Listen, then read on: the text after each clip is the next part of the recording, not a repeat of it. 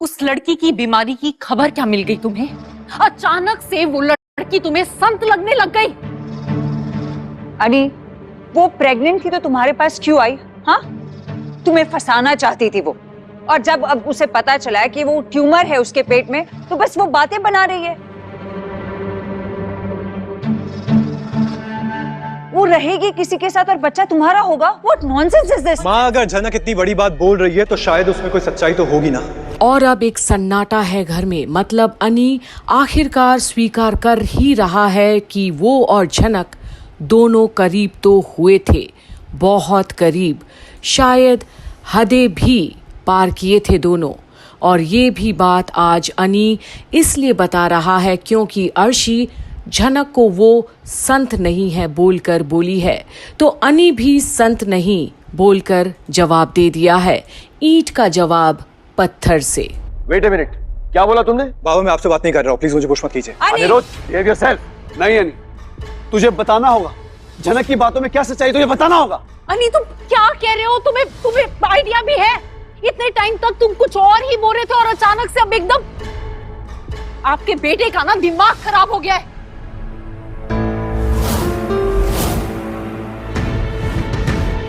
पागल कर दिया है जनक ने इसे, अपने वश में कर लिया है। जनक अगर वश में करना जानती ना तो बहुत पहले मुझे वश में कर लेती। और अब एक बार फिर अनी सबके सामने वो सब बातें बोल रहा है जो वो सुनना ही पसंद नहीं करते। पर अनी की जुबान आज नहीं लड़खड़ा रही, आज वो वाकई में सच का सामना कर रहा है। आज उसे छोड़ के मैं तुम्हारे साथ क्यों हूँ अर्शी? कभी सोचा है तुमने? नहीं, मुझे अब कुछ नहीं सोचना है अनी। मैं डिसीजन ले चुकी हूँ और मैं तुम्हें बता रही हूँ, अगर तुम मुंबई गए ना तो तुम मुझे इस घर में नहीं रोक पाओगे। मैं यहाँ से चली जाऊंगी। Arshi, obviously she is right. इतनी बेइज्जती और इंसल्ट सहने के बाद कौन सी लड़की रहेगी तुम्हारे साथ? और तुम कर क्या रहे हो? हाँ, अपनी शादीशुदा जिंदगी इस तरह से खराब कर रहे हो। अपनी शादी बचानी है ना तो जिम्मेदारी उठाओ अनी।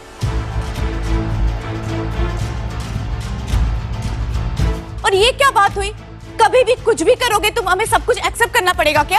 अपने हाथों से सब कुछ बर्बाद क्यों कर रहे हो तुम? मैं कुछ बर्बाद नहीं कर रहा हूँ ना। मैंने आपसे कुछ एक्सेप्ट करने के लिए कहा है ना नॉर्मल होने के लिए कहा है। हम सबको एक ही लाइफ मिली है, जो अपनी लाइफ जैसे जीना चाहता है जी सकता है। और अब तो अनी सारे हदें पार कर रहा है परिवार के सामने। आज कोई भी कुछ भी नहीं रोक पाएगा अनी के जज्बात को बाहर आने से। आज अनी अपना मन बना लिया है। उसे पता है कि जनक उसके लिए क्या है, उसके जीवन में एक अहम हिस्सा है।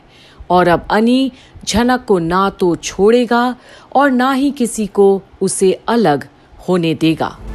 अगर अर्शी यहाँ पे खुश नहीं है, कहीं और जाके खुश रहना चाहती है तो जा सकती है। It's her choice. क्या मेरे कहने से ये रुक जाएगी?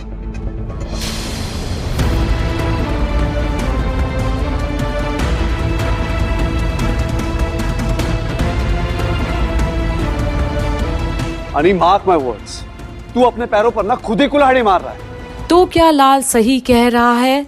एक बसा बसाया घर जिंदगी को तबाही की ओर धकेल रहा है अनी। आखिर इसका अंजाम क्या होगा? बिखर जाएगा पूरा परिवार। और अब जैसा कि आदत है शुभो को गलतियां निकालना, तो बस अब बाबलू और अंजना को ही टारगेट बना दिया और अब बड़े भाई और बॉडी को ही दोषी ठहराने में आगे निकल गया अपने बेटे की बातें सुनकर। दादा, बॉडी आज खुश तो बहुत होंगे आप, है ना? आपके मन को ठंडक मिल गई होगी।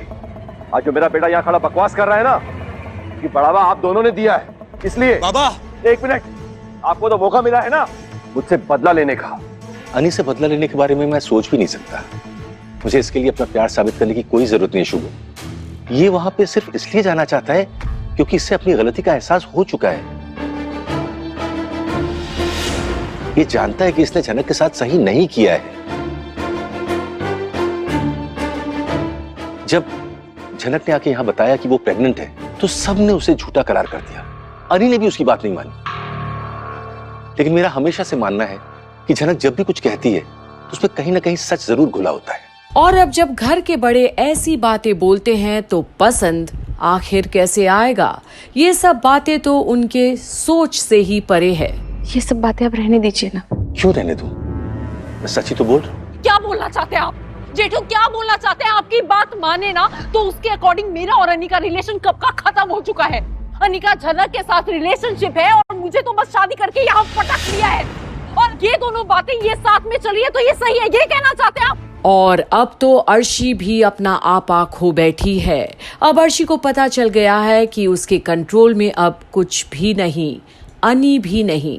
पर क्या अर्शी के इस कदर घर के बड़ों के सामने बोलना, चिल्लाना, चीखना सही है?